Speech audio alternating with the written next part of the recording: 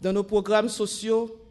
le soulagement effectif que nous apportons par nos transferts à des milliers de nos frères et sœurs qui vivent dans les zones les plus reculées du pays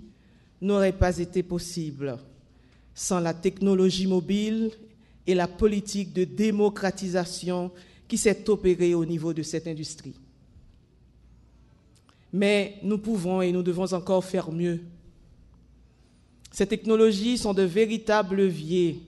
capables de révolutionner toutes les avenues de la vie nationale.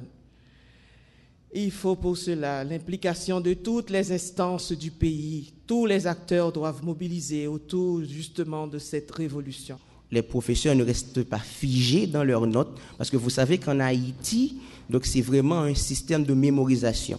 Donc c'est le système sur lequel est basée l'éducation qui est faite en Haïti. Donc on veut vraiment changer ce système, à doter les professeurs des outils technologiques qui peuvent les aider à mieux préparer leur enseignement, et aussi les élèves dans ces endroits reculés vont pouvoir faire des recherches et participer dans leur apprentissage. Donc, au niveau de l'éducation, nous avons aussi entamé des discussions avec la maison d'édition Deschamps ici en Haïti, avec Educavision, Haïti Futur, qui sont toutes des organisations haïtiennes ou de la diaspora, comme School in My Pocket, basée en Suisse, mais de la diaspora haïtienne. Ils sont toutes des organisations qui sont en train en ce moment de développer des applications qui suivent tout le curriculum du ministère de l'Éducation, et qui évidemment amène un plus au niveau éducationnel, parce qu'on peut aller bien plus loin que là où on doit s'arrêter avec le format papier, en termes de recherche, en termes d'exemples qu'on peut donner aux enfants, et en termes d'interaction que les enfants peuvent avoir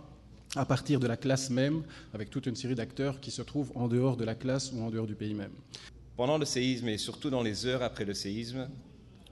les besoins des familles étaient, de retrouver éventuellement des victimes qui étaient bloquées sous des décombres, qui n'étaient pas accessibles, où on ne savait pas où ils étaient. Et donc ils avaient un moyen de communication directe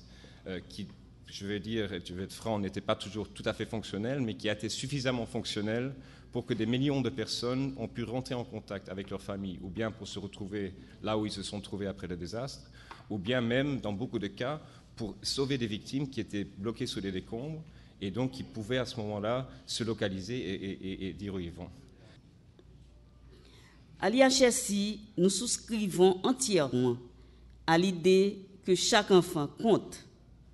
et considérons les efforts dans la production de statistiques qui doivent être orientés à la réalisation des droits de l'enfant tels que définis par la Convention internationale des droits de l'enfant ratifiée par Haïti.